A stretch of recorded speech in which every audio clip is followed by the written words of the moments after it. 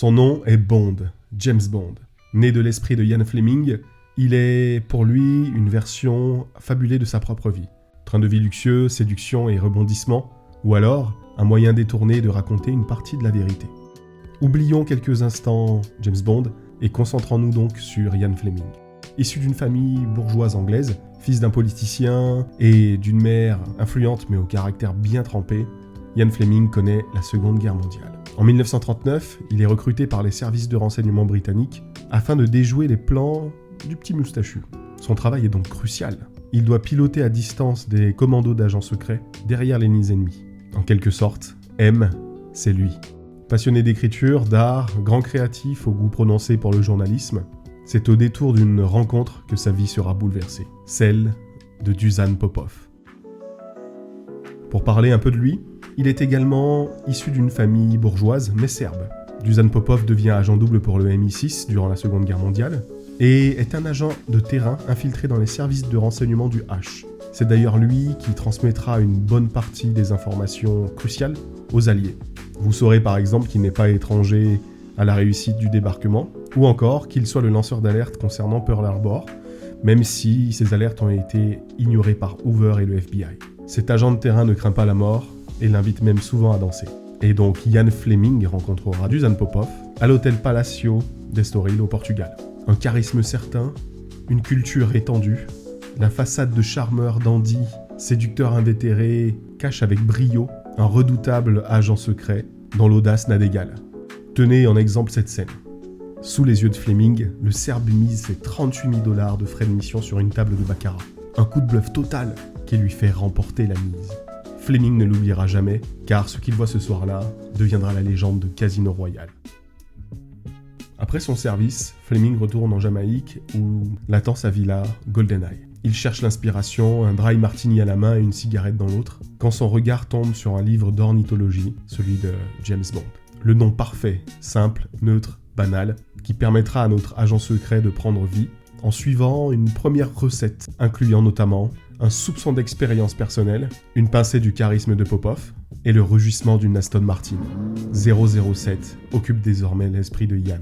Et de sa villa, GoldenEye, naissent Casino Royale, Vivre et laisser mourir, Bon baiser de Russie ou encore Goldfinger.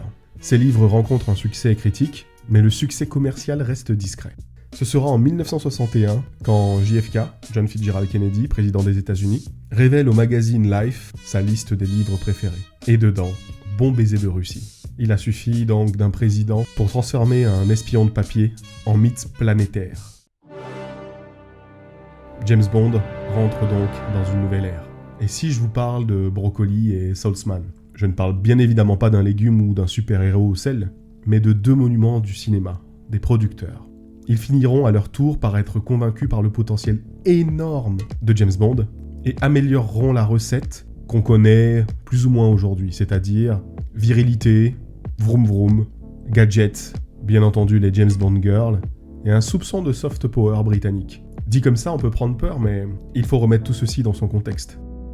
Mais attendez 2 secondes, il faut absolument un moment cocorico pour que je vous parle d'un autre agent secret que j'affectionne particulièrement. J'aime le bal. Pas mal, non? Vive la démocratie. Hubert Bonisseur de la Batte, alias OSS 117. Fais-moi l'amour. Non, je ne crois pas, non. Pourquoi? Pas envie. Eh bien, sachez qu'il a été créé 4 ans avant James Bond. Plus parodique, certes, mais bon sang.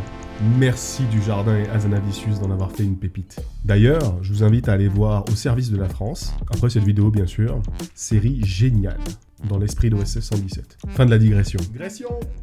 L'image de 007 aujourd'hui est plus nuancée, et pour ma part, mes préférés sont les 007 incarnés par Pierce Brosnan et Daniel Craig, avec tout de même une large préférence pour ce dernier. Avec lui, reboot total, nouvelle identité, originaire d'Écosse, il nous plonge dans les premières missions de l'agent 007, mais c'est surtout un agent plus humain, adouci et surtout faillible. Les personnages féminins, quant à eux, prennent également une autre dimension. Ce ne sont plus uniquement des James Bond girls interchangeables, mais de véritables piliers dans l'histoire des James Bond.